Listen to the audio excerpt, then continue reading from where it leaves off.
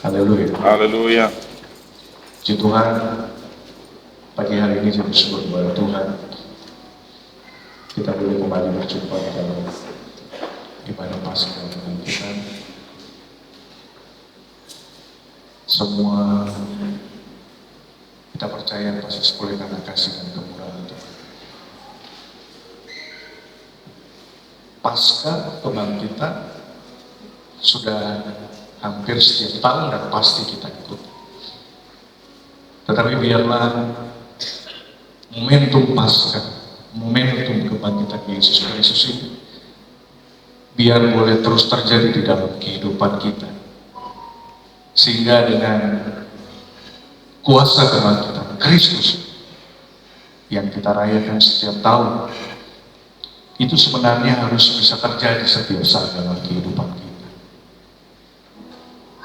Karena kebangkitan Kristus adalah pondasi, dasar iman setiap orang percaya. Rasul Paulus berkata di dalam Korintus,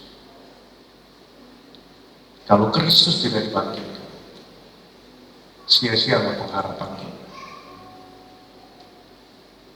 Dosa kita tidak pernah terampuni. Tetapi karena paket lengkap Kristus hadir di bumi ini, dia lahir, dia mati, dia bangkit. Di situ kita dapat melihat bahwa kasih Allah yang begitu besar bagi saudara dan saya, bagi dunia ini. Dia memberikan hidup yang kekal, keselamatan bagi saudara dan saya.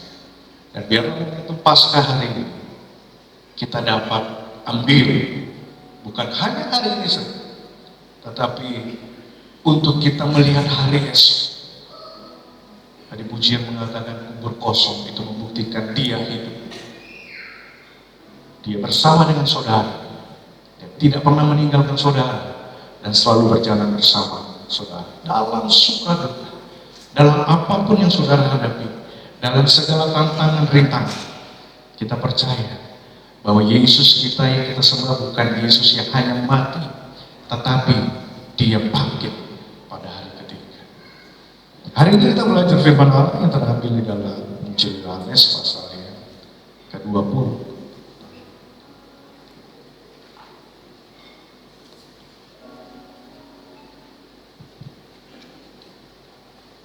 Yohanes pasal yang ke-20.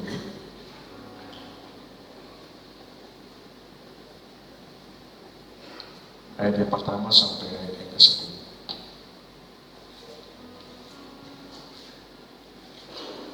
Terima kasih kepada Tuhan Yesus. Terima kasih juga kepada Allah yang mempercayakan mimbar ini untuk saya bisa berbagi kebenaran firman Allah. Dan firman ini juga merupakan untuk saya juga sendiri. Dan firman ini datang untuk saya sendiri juga. Bagaimana firman ini mengajar, mendidik, memperbaiki, menyatakan kesalahan, memperbaiki kelakuan, sehingga menjadi umat yang serupa dengan Kristus. Yohanes pasal yang ke-20, ayat yang pertama sampai ayat yang ke-10. Dapat katakan amin? Kita baca secara bergantian, saya mulai ayat yang pertama, sampai ayat yang kedua, demikian sampai dengan ayat yang ke-10. Pada hari pertama minggu itu, pagi-pagi benar ketika hari masih gelap, pergilah Maria Magdalena ke kubur itu dan ia melihat bahwa batu telah diambil dari kubur.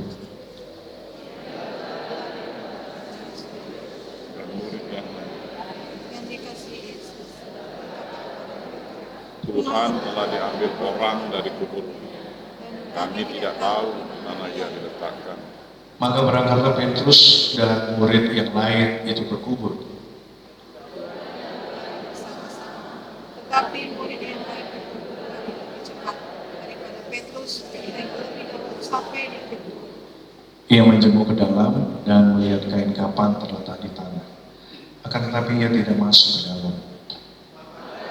Simon Petrus juga Menyusul dia, masuk ke dalam kubur itu. Ia melihat kain kapan terletak di tanah. Sedang kain peluk yang tadinya ada di kepala Yesus tidak terletak dekat kain kapan itu, tetapi ada di samping di tempat yang lain dan sudah tergulung. maka masuklah juga bila menyambut sampai di kubur itu. Ia melihat dan percaya. Sebab selama itu mereka belum mengerti isi kitab suci yang mengatakan bahwa ia harus bangkit dari antara orang mati. Lalu Pulanglah murid itu ke rumah. Amin. Sebuah tulisan dari Injil Yohanes yang berjudul tentang kebangkitan Yesus. Kebangkitan Kristus adalah sebuah dasar. Kebangkitan Kristus merupakan pondasi. Kalau kuasa kebangkitan menjadi dasar hidup orang percaya, maka iman orang percaya yang terus bertumbuh, iman gereja mula-mula yang terus bertumbuh terbangun dari pertama mereka takut, kemudian mereka berani memberitakan kebenaran. Itu dimulai dari mana mereka melihat, mereka memahami, mereka mengerti apa yang namanya kematian dan apa yang namanya kebangkitan Kristus. Jadi kebangkitan Kristus itu merupakan pondasi dasar. Kalau pondasinya rapuh, kalau pondasi pemahaman akan kematian dan kebangkitan Kristus itu tidak kuat, maka runtuhlah bangunan iman orang percaya dan gereja pada saat waktu itu. Tetapi buktinya gereja terus berkembang dari abad pertama, terus menuaikan jiwa-jiwa. Mengapa? Karena mempunyai pondasi dasar iman yang kuat. Hari-hari ini banyak orang yang ingin menggeser dasar itu. Benar gak sih Yesus bangkit? Cerita saja, legenda saja, atau seperti apa? Banyak yang meneliti apakah benar Yesus bangkit. Dari catatan firman Allah menulis, Injil Sinoptik yang menulis bagaimana kebangkitan Kristus, Matius, Markus, Lukas, Yohanes juga menulis. Ada Maria Magdalena, ada Simon Petrus, ada Yohanes yang menyaksikan. Ada 500 orang yang menyaksikan bagaimana Yesus bangkit, lalu Yesus hadir menjumpai mereka. Batu terkulik, kain kapan terlepas, kain bulu terlepas dari kepalanya. Ini fakta-fakta bahwa Yesus memang benar-benar bangkit. Itu tidak diragukan. Bahkan seorang profesor, John Severos, dia seorang profesor matematika, ini ilmu pasti, dari Universitas Oxford. 2011 dia mengatakan, dalam membahas bukti-bukti kebangkitan Kristus, Lennox menyebutkan pembuktian sebagai bentuk akumulatif. Yang dimaksud akumulatif adalah mempertimbangkan 4 fakta pendukung. Yang pertama, kematian Kristus. Yang kedua, penguburan Yesus. Yang ketiga, makam itu kosong. Dan yang keempat, para saksi mata. Jadi dia menyimpulkan berdasarkan 4 fakta ini, dia mengatakan bahwa segalanya telah tervalidasi secara saintifik. Tidak bisa ada kesimpulan lain kecuali Yesus sudah bangkit. Amin.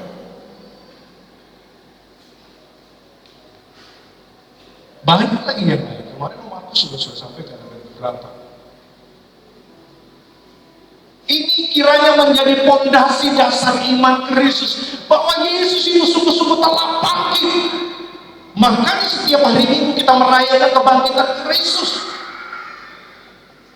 yang kita ibadahi setiap minggu. Itu merupakan momen Paskah, kebangkitan Kristus. Makanya setiap hari Minggu itu adalah hari kita merayakan kebangkitan Kristus Haleluya. di dalam hidup saudara dan saya. Jadi kebangkitan Kristus ini menjadi hal yang sangat penting, menjadi dasar, pondasi iman saudara dan saya terus bertumbuh. Di sisi yang lain, kebangkitan Kristus adalah sumber pengharapan, source, ya, bukan hanya sekedar resource. Resource itu dihasilkan dari source. Sumber daya itu dapat dihasilkan dari sumbernya. Kebangkitan Kristus adalah merupakan sumber dari pengharapan bagi setiap orang percaya, sehingga dengan sebuah pengharapan bahwa Yesus itu tidak mati saja, tetapi dia bangkit. Dia membuktikan bahwa dia hidup dan memberi pengharapan keselamatan yang ada di depan, yang sedang kita tuju hari. Pengharapan itu menjadi hal yang sangat penting. Pengharapan itu ada di depan. Pengharapan itu berbicara tentang futuris. Tetapi kekuatan yang dimunculkan dari sebuah pengharapan akan Kristus itu hadir hari ini, sehingga kita boleh tetap eksis. Amin. Semua orang, setiap orang sekarang sedang mencari sebuah kemampuan untuk bisa tetap eksis, untuk bisa tetap survive hidup, survive tetap bisnis, survive di dalam kehidupan, survive di dalam keluarga, eksis di dalam segala sesuatu. Semua orang sedang mempertahankan hidup hari-hari. Tapi saya mau katakan kepada saudara, saudara jangan terlalu fokus terhadap masalah tantangan apa yang ada di depan. Fokus saja kepada Kristus sebagai sumber pengharapan. Ketika saudara fokus kepada Kristus yang di dalamnya ada kuasa kebangkitan, secara natural kekuatan itu muncul hari ini. Secara natural kekuatan itu hadir, sehingga saudara, tanpa saudara sadari, kok saya bisa melewati hari ini, kok saya bisa melewati masalah ini, kok saya bisa melewati pergumulan yang begitu berat ini, tanpa saudara sadari bahwa ada sebuah pengharapan di depan yang membuat engkau mampu bertahan lewat doamu, lewat pembacaan firman, iman terbangun, iman terbentuk, dan itu menjadi sebuah pengharapan. Orang tidak bisa makan, orang tidak apa-apa kalau tidak makan beberapa hari. Orang bisa nggak minum beberapa hari, tetapi kalau orang dengan pengharapan 1 detik, orang itu bisa menghabiskan diri. Jadi sebuah pengharapan adalah sesuatu yang penting. Kebangkitan Kristus adalah sumber energi, semangat yang muncul, yang dihadirkan dari sebuah goal yang namanya pengharapan. Amin. Pengharapan dengan optimis beda ya. Kalau orang dunia pakai bahasa optimis, tetapi di dalam firman Allah tidak ada bahasa optimis. Pengharapan, optimis dibangun dari on data, on fakta. Optimis dibangun base on data, on fakta, proyeksi. Makanya orang kalau sudah pegang data, sudah pegang fakta, sudah memproyeksi di depan akan terjadi apa, mereka tuh optimis untuk mengejar sesuatu. Oke? Tapi di dalam Kristus tidak seperti itu. Di dalam Kristus berdasarkan sebuah pengharapan. Pengharapan terhadap siapa? Terhadap Yesus Kristus yang ada di depan. Oh, bukan berarti kita nggak boleh optimis, boleh. Hidup harus pegang data, fakta. Apa yang akan terjadi, kita bisa harus membaca. Tapi jangan bergantung sepenuhnya pada itu. Bergantung sepenuhnya kepada dasar, pondasi iman yaitu Yesus Kristus yang tidak pernah tergoyah. Katakan amin. Amin.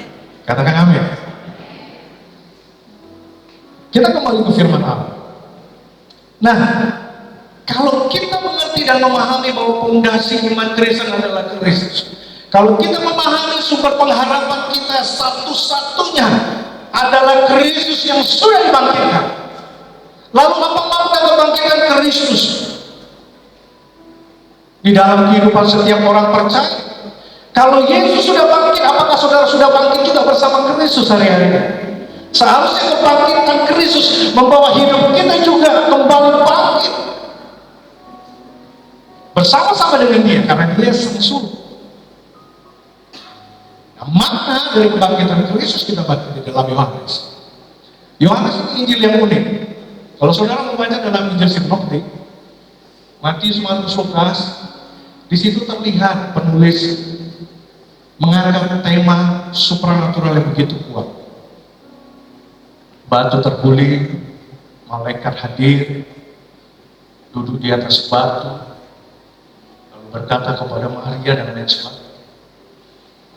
3 Injil Sinoptik menuliskan hal seperti itu. Tetapi Yohanes, saya tidak dapat mendapati hal-hal yang seperti itu. Lalu bagaimana Injil Yohanes melihat sudut pandang kebangkitan dari tulisan yang akan ditulis kepada penerima tulisan? Sesuatu yang unik. Kalau saudara melihat baca Yohanes 20 ini, hanya terdapat data-data informasi yang sedikit saja. Ada 3 orang murid Yesus, Maria Magdalena di situ, Simon Petrus, siapa lagi? Yohanes. Lalu tidak disampaikan bagaimana cara batu itu terguling, tetapi ketika Maria masuk, ketika Maria melihat kubur Yesus, itu udah diambil. Betul? Ketika Simon Petrus menjenguk melihat, oh ya, kain kapan sudah terbuka. Kain purba itu sudah nggak ada lagi di atas kepala. Injil Yohanes menulis dengan cara yang berbeda. Nah, ini menarik. Lalu apa yang ingin disampaikan Injil Yohanes untuk bagian dari kuasa kebangkitan Kristus ini? Saya tertarik ketika melihat, ketika Maria Magdalena ke kubur itu dan melihat bahwa batu itu diambil dari kubur. Kain kapan tidak ada? Ada, tetapi sudah terbuka. Banyak orang mengatakan mungkin di luar sana Yesus mungkin dicuri. Tapi kalau orang pencuri, masa dia bisa mencuri lalu dia buka semuanya? Orang pencuri itu namanya paling takut, baru curi takut semua, dia angkat semua, pasti. Nah, mungkin dia sempat buka-buka lain sebagainya. Injil Yohanes berbeda dalam menyampaikan tulisan. Kuasa kebangkitan makna yang pertama, kita bisa membandingkan. Saya coba melihat dari kacamata helikopter view yang sedikit luas. Sebenarnya Yohanes sedang ingin menyampaikan dalam kisah sebelumnya. Kalau Bapak Ibu baca kisah sebelumnya, ada nggak yang dibangkitkan dalam tulisan Yohanes? Ada nggak? Siapa? Siapa? Lazarus.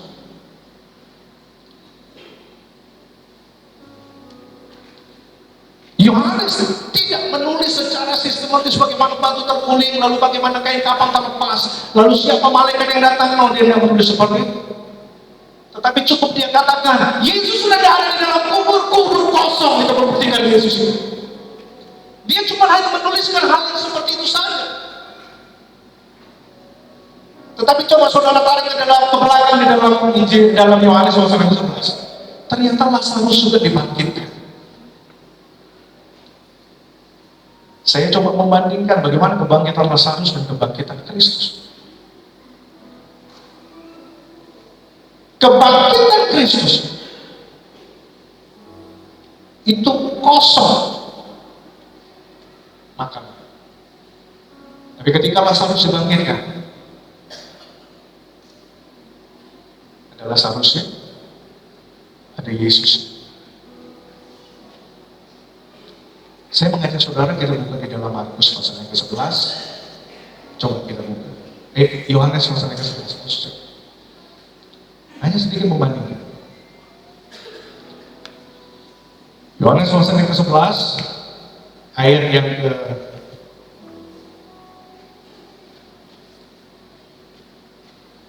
40.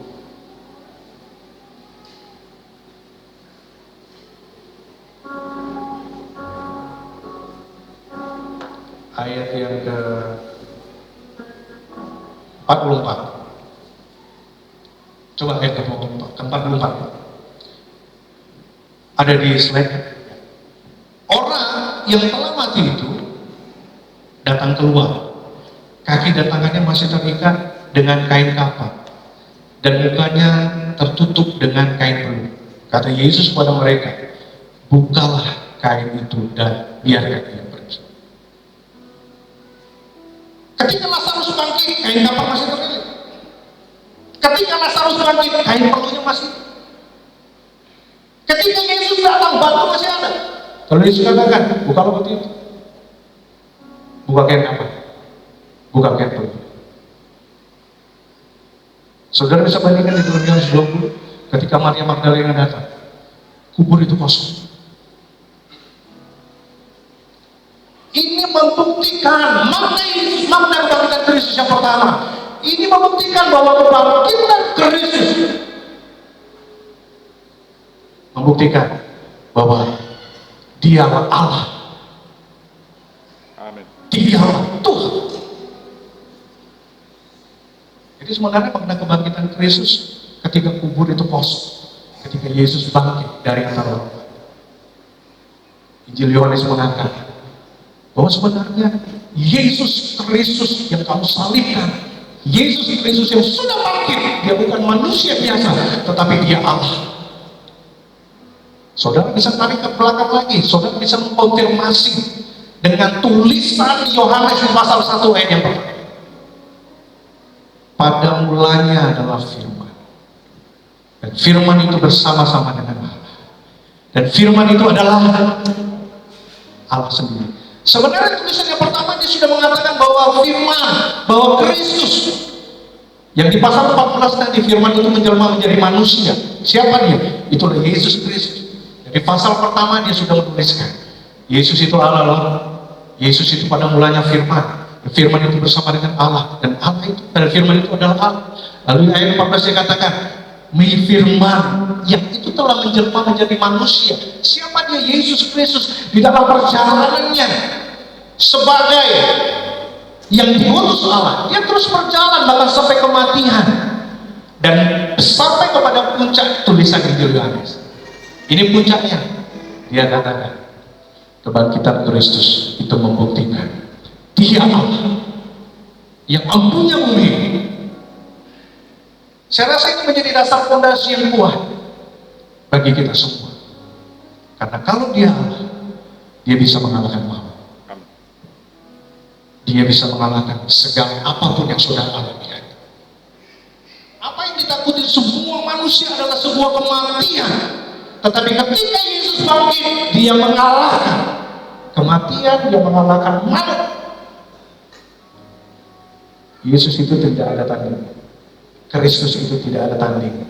Dia mempunyai bumi, Dia mempunyai langit, Dia mempunyai alam semesta. Segalanya bisa goyah, tetapi firman Allah, Yesus Kristus itu tidak pernah tergoyah. Seharusnya ini menjadi fondasi yang kuat bagi kita, bahwa kebangkitan Kristus membuktikan bahwa Dia Allah. Nah, kalau Dia Allah, Dia menang atas segalanya. Ini harus memberikan semangat bagi kita hari-hari. Kalau kita merasa kita dibangkitkan di dalam Kristus bagi setiap orang percaya, kita terus berjalan bersama Dia. Kita terus ada bersama Dia. Dan seharusnya Dia menjadi pusat perhatian kita. Katakan amin. Seharusnya Dia menjadi one important goal bagi setiap. Seharusnya dia menjadi sumber epicentrum, titik krusial untuk kita bergerak. Seharusnya kalau kita tahu bahwa Yesus membuktikan kuasanya ketika dia bangkit, mengalahkan segalanya. Ketika saudara menghadapi apapun tantangan-rintangan hari ini, saudara lihat bahwa Allah yang berjalan bersama engkau itu Allah yang besar, Allah yang sudah mengalahkan semua. Amin. Apa tantangan masalah hidup saudara hari-hari ini? Firman Allah katakan kuasa kebangkitan itu sudah mengalahkan semua. Seharusnya hidup kita gak harusnya stres, tertekan, gak seharusnya putus asa. Tapi yang namanya manusia gak mungkin gak punya masalah. Saya pernah baca buku tulisan psikologi, setiap manusia itu punya kecenderungan untuk stres kalau di manage. Nah, artinya apa? Semua manusia pasti menghadapi segala tantangan, rintangan, masalah. Apa penyebabnya? Ya mungkin satu, apakah Kristus sudah menjadi Tuhan? Apakah Kristus sudah menjadi Allah? Apakah Kristus sudah menjadi satu-satunya high priority di dalam kehidupan kita? Yang seringkali membuat kita gonda-gulana waktu. Don iman, itu apa sebenarnya? Ketika kita menggunakan segala sesuatu yang kita punya, lalu mengabaikan Kristus sebagai Allah. Dalam era digitalisasi dan era globalisasi hari-hari ini, saya yakin orang itu semuanya berpengetahuan. Orang gampang dapat ilmu. Pengetahuan bertambah itu gampang. Teknologi berkembang pesat, itu luar biasa. Teknologinya luar biasa ya. Sikit-sikit aja Google ya. Apalagi ada yang namanya sekarang itu Chat GPT. Saudara tinggal ketik, dia bisa memberikan jawaban apa saja yang saudara tanya. Dirilis 2022 akhir. Artinya apa? Kadang-kadang orang mengandalkan pengetahuan. Kadang-kadang orang hanya mengandalkan teknologi. Kadang-kadang orang hanya mengandalkan informasi dari sosial media. Yang informasinya datang terus. Orang semakin berpengetahuan. Ketika menghadapi masalah ini, oh gini. Ketika mau bangun bisnis ini, oh gini loh bang. Ya tak? Sehingga dengan kesibukan kita mencari informasi, mencari pengetahuan, mencari apa yang kita inginkan, kita mencoba segala sesuatu tanpa kita sadari kita melupakan Tuhan. Tanpa kita sadari siapa yang menjadi Allah di hidup kita. Uangkah, pekerjaan, bisniskah, segalanya. Sehingga tanpa kita sadari Tuhan, kenapa ya capek menjalani hidup? Kok stres banget ya? Karena saya sudah mencoba ini kok mentok, coba ini kok mentok, coba ini kok mentok. Saya mau katakan, saudara menggunakan sumber daya yang ada. Teknologi itu kan sumber daya juga. Pengetahuan itu juga sumber daya, resource. Segala sesuatu itu sumber daya, tapi saya mau katakan bahwa source-nya adalah kebangkitan kuasa. Bahwa source-nya adalah Kristus, itu jangan dilupakan. Korintus katakan dasar yang paling baik dibangun untuk orang Kristen adalah Kristus. Dia pakai bahasa Temelius. Apa yang menjadi dasar fondasi hidup saudara? Pengetahuan, teknologi. Saya juga sedikit-sedikit kalau ini masih cerdas. Tapi saya mau katakan, ketika saudara menggunakan itu semua, baik tidak salah. Tetapi ketika itu mentok, saudara akan stres. Saudara akan merasa, itu gimana ya Tuhan? Baru saudara cari Tuhan. Kalau setelah semua yang saudara lakukan baru saudara mencari Tuhan, apakah Tuhan itu menjadi Allah widely important goal saudara? Apakah Tuhan itu menjadi satu-satunya yang paling prioritas dalam hidup saudara? Nah, ini perlu dipertanyakan bagi saudara dan saya. Di tengah dunia yang tidak bisa ditebak, akronim FUKA itu volatility, uncertainty, complexities, ambiguitas. Orang apapun bisnis segalanya pun dia mengedepankan trial and error. Dia coba di sisi ini, gagal dia coba ganti kemas. Dia coba ini, gagal dia ganti. Itu hari-hari ini bagaimana bisa adaptif dengan perkembangan. Kita dituntut untuk agile, kita dituntut untuk lincah dalam segala hal. Tapi ingat, ada satu titik yang tidak dapat dikerjakan oleh itu semua. Karena apa yang ada, teknologi, artificial intelligence, itu tidak bisa melihat ke depan jauh. Tetapi yang dapat melihat ke depan, dia adalah Yesus yang saudara sembah. Amin. Dia Alfa dan Omega. Dia tahu akhir sejak hari. Itu kan Alfa dan Omega. Yes. Apa maksud Alfa dan Omega? Dia tahu akhir cerita saudara. Dia tahu akhir cerita dunia ini. Dia tahu akhir cerita segalanya. Sejak kapan? Sejak permulaan. Dia Allah. Saudara pernah nonton film baseball? Wah, di sini Kalimantan semua yang pernah nonton. Saudara tahu ketika kita nonton asik, aduh gimana ya? Wah, ini nanti gimana? Ada yang melamun, ada yang tertidur, ada yang bersedih mengikuti. Jangan cerita. Saudara tahu skenario sutradaranya, dia duduk-duduk aja di sana. Apalagi kalau dia ikut nonton ya. Ini ceritanya gini. Sutradara diam-diam aja. Nah, dia ketawa di dalam hati. Kenapa? Karena dia sudah tahu akhir cerita walaupun belum nonton. Dia yang buat. Gak ada cerita saudara. Ayo casting.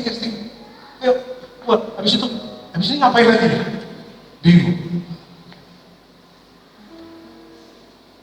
Itu sutradara film. Dia sudah menulis, dia sudah tahu apa yang di awal dan di akhir.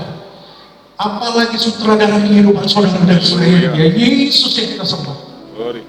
Dia Alfa dan Omega, dia tahu akhir saudara sudah apa. Kalau saudara memahami kata Tuhan, yang saya pernah sampaikan di sini, itu kan kata YHWH. Artinya apa? Seorang ahli Yahudi, dia mengatakan bahwa YHWH itu punya arti eksistensi Allah, Alfa dan Omega. YHWH, Hayahwe Yihye, daripada Hayahwe Yihye. Itu artinya apa? Hayah itu berbicara himos, berbicara Allah sudah ada sebelum bumi dijadikan. Yohanes 1 katakan pada mulanya adalah firman, himos, hayat. Yang kedua dia katakan howe, Allah itu his, dia juga ada di dalam kekinian hidup saudara hari-hari. Dia ada bersama dengan saudara. Tapi dia katakan yang terakhir, Allah YHWH itu juga punya arti Yihye. Allah juga sudah ada di depan, di dalam kehidupan kekekalan. Artinya dia ada di masa lalu saudara, dia ada di masa kini saudara, dan dia ada di masa depan saudara. Kalau dia ada di belakang dan ada di tengah dan di depan, kalau saudara berjalan bersama dia, apakah masih ada keraguan dan ketakutan? Dia punya segalanya. Dia sutradara film, dia sudah tahu apa yang di depan. Dia sementara berjalan bersama saudara. Saudara, saya sekarang bertugas di Ranjas. Kalau Saudara belum ada yang ke sana, tapi kalau saudara berjalan bersama saya pastikan akan sampai ke tempat tujuan. Karena saya sudah tahu. Karena saya berasal dari sana, bukan asal, ya, maksudnya baru tempat di sana. Tetapi beda kalau saudara berjalan dengan orang yang tidak paham akan ke depan. Dia masih berproyeksi. Optimis sih, based on data, based on fakta, based on proyeksi. Tetapi apakah pasti terjadi? Belum tentu.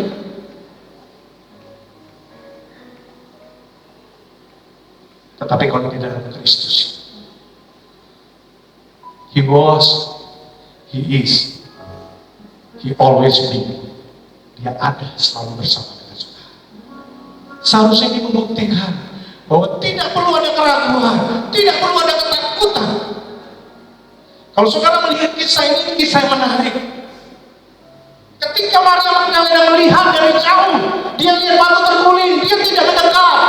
Tetapi dia balik kepada Simon Petrus dan Yohanes dari murid dan dia katakan, bukti itu, batu sudah terguling. Yesus diambil orang. Saudara melihat pengenalan.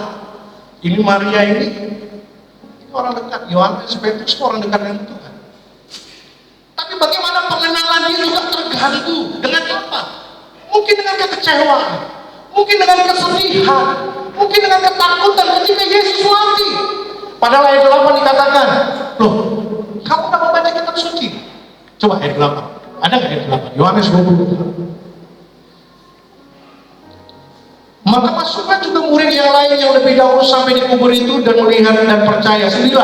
Sebab selama ini mereka belum mengerti isi kitab suci yang mengatakan bahwa ia harus bangkit dari kematian.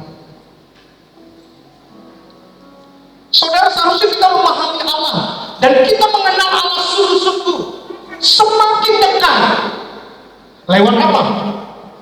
Kalau kita tahu dia Allah, mempunyai segalanya. Oh, bagaimana cara mendekat? Pahami firman Allah, pahami kitab suci. Katakan amin. Kalau saudara melihat Maria, saya mencatat ada kata melihat itu ada kata 3 kata di sini. Di ayat yang pertama, di ayat yang ke-6, ya, dan di ayat yang ke-8.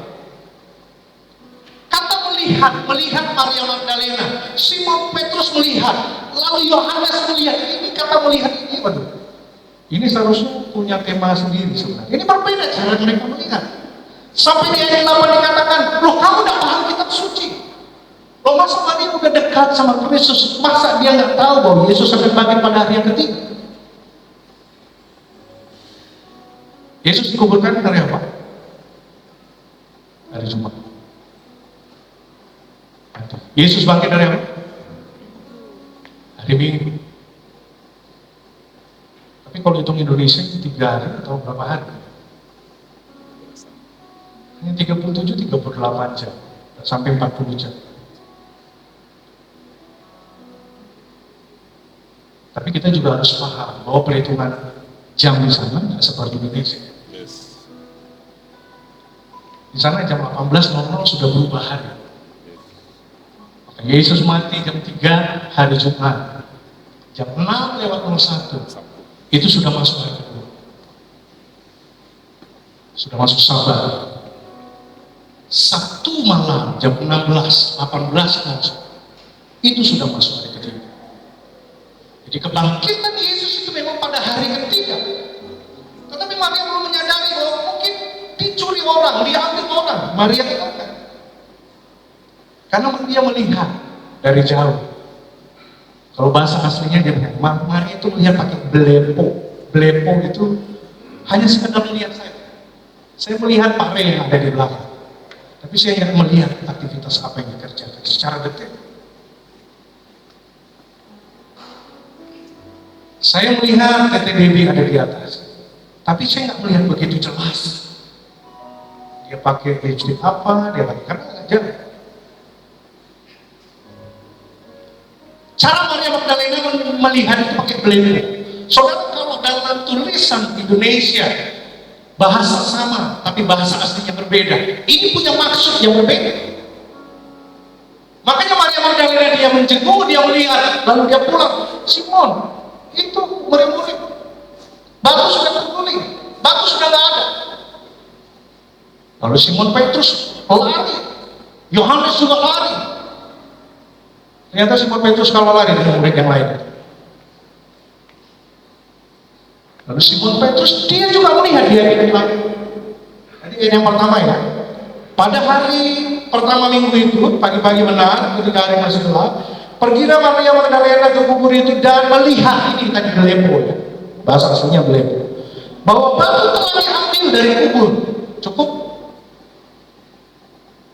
Yang kedua ayat yang kedua, maka datanglah Simon Petrus juga menyusul dia dan masuk ke dalam kubur itu. Ia melihat kain kafan terletak di tanah. Yang kedua, Simon Petrus melihat agak lebih dekat. Dia pakai bahasa teoreo. Lihat. Dan dia sudah mengamati. Kenapa dia mengamati? Karena dia tahu kain kafan itu sudah terlepas. Dia tidak hanya sekedar berlepo melihat saja, lalu kabur, tetapi dia melihat lebih dekat. Dia melihat lebih jelas.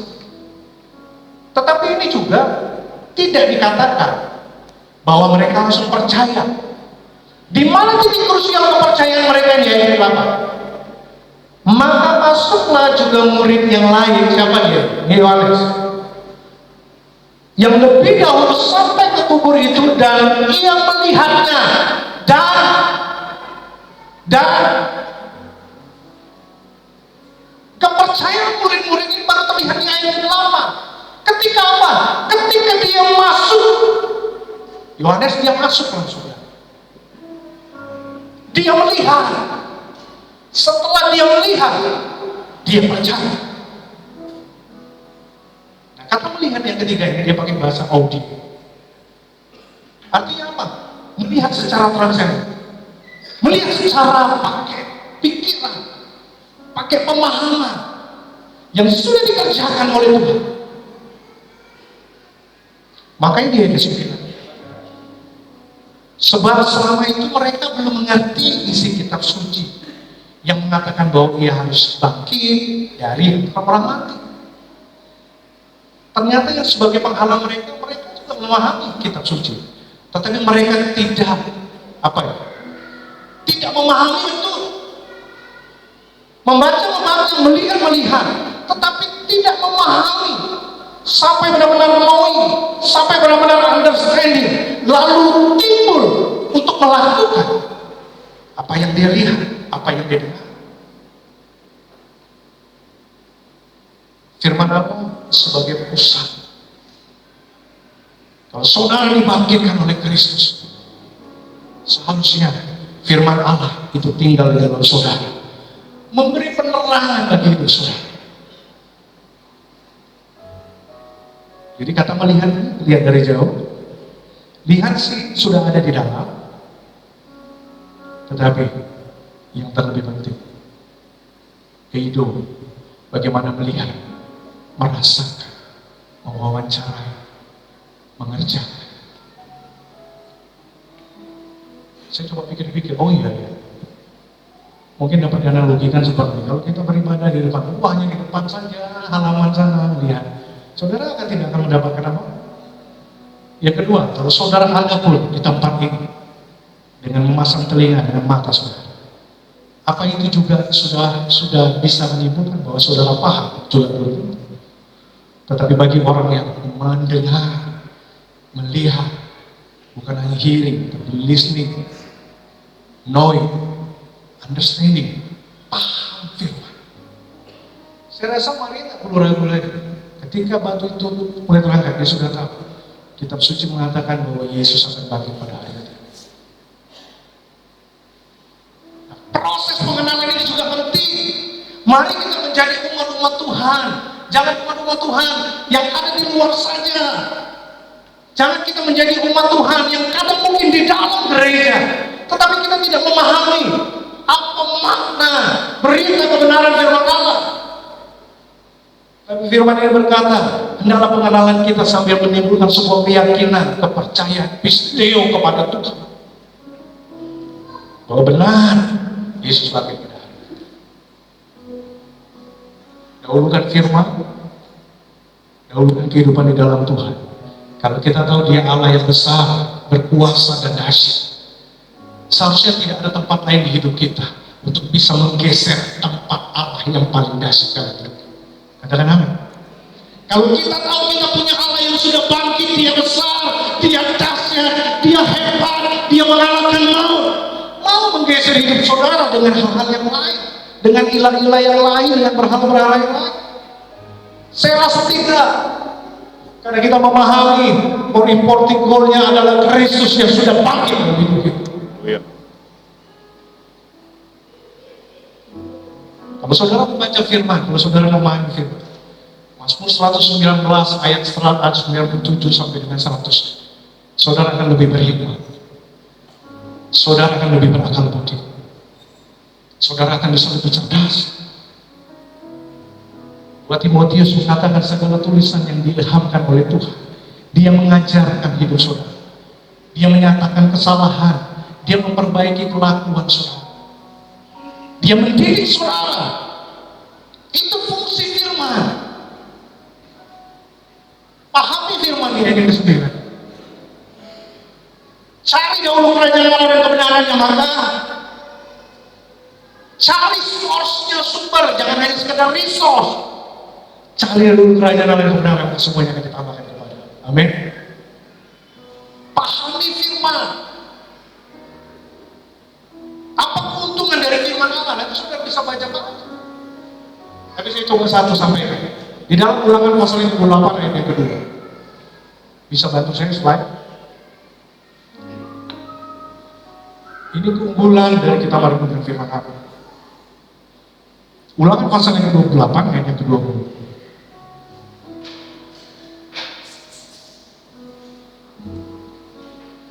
Ulangan pasal yang ke-28 ayat yang kedua. Ayat yang kedua. Ayat yang pertama. Ayat yang pertama, ayat yang ke-1. Ini dia. Jika engkau baik-baik mendengarkan suara Tuhan, Dia sudah melepaskan akan segala berkat-Nya. Dia titik dulu, segala berkat ini bukan hanya datang, tapi segala berkat ini akan memburu saudara. Saudara bergerak diburu terus, saudara bergerak diburu terus, saudara bergerak diburu terus. Tepat sampai sasaran, Dia baru lepaskan. Dan berkat itu tidak salah sasaran, dia akan menjadi bagian saudara dan saya. Tapi bagaimana asalkan kita mendengarkan suara Tuhan Allah? Firman Allah katakan di dalam Yohanes 20 ayat 9, asalkan saudara memahami kitab suci.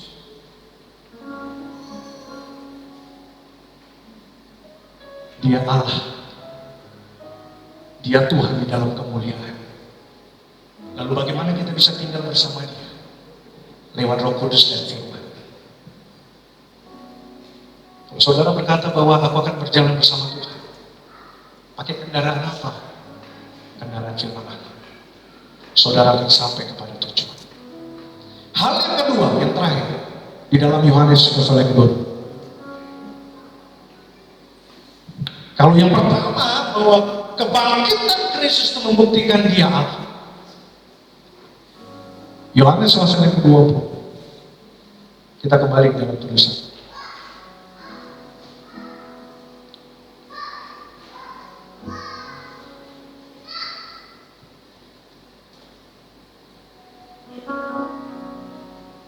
Bangkitan Yesus membuktikan Dia Allah yang besar dan dahsyat. Oleh sebab itu, kita berjalan bersama Dia dengan firman. Yang kedua, ini yang terakhir.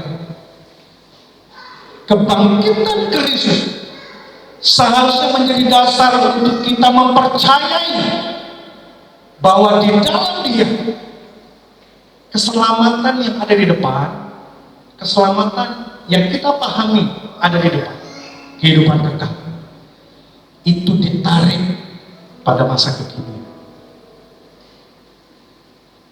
Saya ulang, kebangkitan Kristus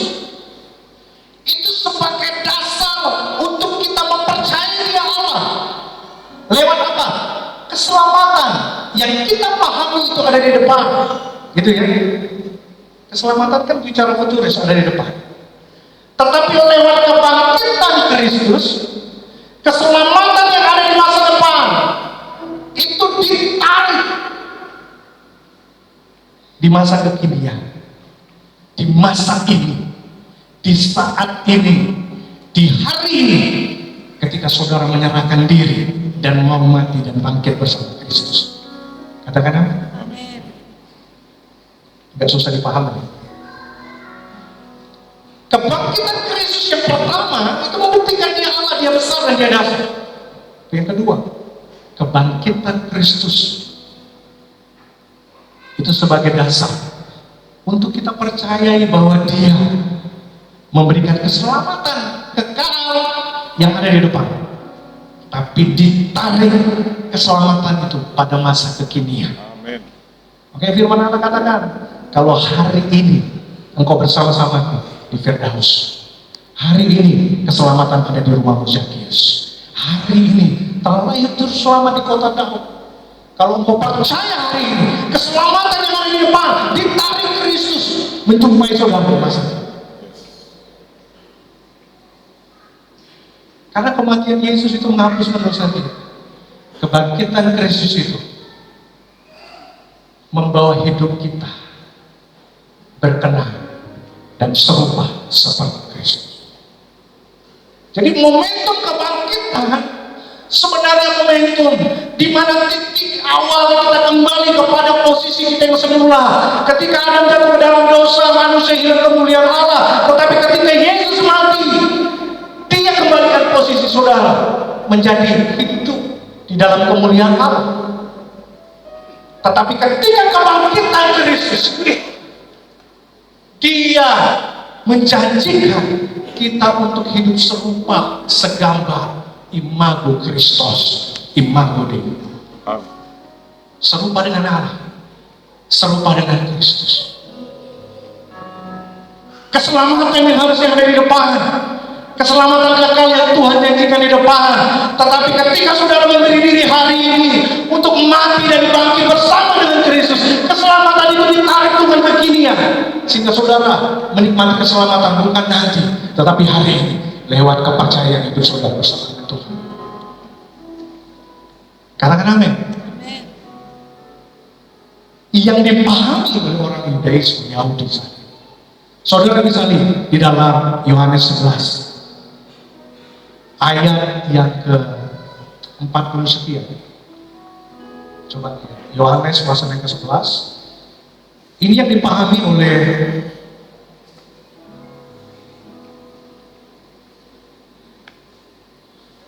orang Yahudi. 11 ayat yang ke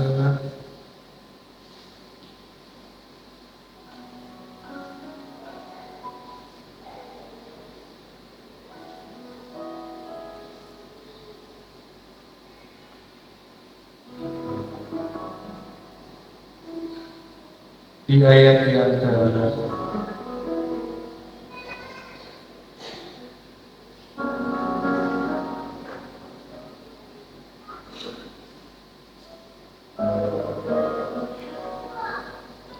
ayat yang ke-24. Ini pemahaman kebangkitan dari orang Yahudi ketika Yesus datang kepada Marta. Coba saudara lihat, ini yang terakhir. Kenapa keselamatan itu ditarik ke masa kini ketika Yesus bangkit? Nah ini ayat yang ke-23. Kata Yesus kepada Marta, saudaramu akan bangkit. Ada ya? Yohanes 11 ayat yang ke-23. Oke, kata Yesus kepada Marta, saudaramu akan bangkit. Jadi Yesus berkata kepada Marta, tetapi jawaban Marta coba. Ayat yang ke-24. Kata Marta kepadanya, aku tahu bahwa ia akan bangkit pada waktu orang-orang bangkit pada akhir. Jangan kata kebangkitan yang mereka pahami itu nanti. Tunggu di akhirat, tunggu masa terakhir, bahwa orang-orang itu akan bangkit. Keselamatan itu nanti, hidup kekal itu nanti. Apakah seperti itu? Firman Allah berkata, kata Yesus kata, lewat kuasa kebangkitan. Itu menjadi dasar untuk kita mempercayai Dia. Bahwa keselamatan yang dikatakan oleh orang Yahudi itu nanti, itu ditarik ke depan, ditarik ke masa kini. Oleh sebab itu harusnya kalau kita bangkit bersama-sama dengan Kristus, keselamatan itu sudah diberi bagi saudara dan saya hari ini, bukan besok. Kalau masih ada kita yang belum menerima Tuhan sebagai Tuhan dan Juru Selamat dan percaya bahwa Dia mati dan bangkit, hari ini beri diri. Hari ini percayakan hidup hanya kepada Tuhan. Engkau akan memperoleh hidup yang baik, hidup yang kekal. Berarti keselamatan itu hidup kekal bukan berbicara nanti, tetapi berbicara kekinian. Hari ini saya sudah dibangkitkan Tuhan. Hari ini saya sudah bangkit bersama Kristus. Artinya keselamatan itu menjumpai hidup saudara dan saya. Dua dasar ini harus menjadi fondasi yang kuat untuk kita boleh tetap eksis dan bertahan dalam menghadapi. Yang pertama, kita punya Allah yang dahsyat dan hebat. Yang kedua, bahwa keselamatan Dia janjikan di depan, itu Dia berikan ketika Dia bangkit. Itu harus menjadi fondasi kita untuk kita menghadapi hari-hari. Apapun tantangan hidup saudara hari ini, apapun pergumulan hidup saudara hari ini, ingat, kita punya Allah yang besar. Kita punya Tuhan yang ajaib. Kita punya Tuhan yang hebat. Seberat apapun pergumulan saudara hari ini, seberat apapun tantangan rintangan yang saudara hadapi hari ini, jangan mencari jawaban dari yang lain. Kristus sudah bangkit bagi saudara dan saya. Dia sudah mengalahkan maut. Dia sudah mengalahkan setiap pergumulan saudara. Ini seharusnya membawa kita punya energi, semangat untuk kita boleh berjalan ke depan bersama dengan Yesus lewat kuasa dan kebangkitan. Sama-sama kita bangkit berdiri bersama.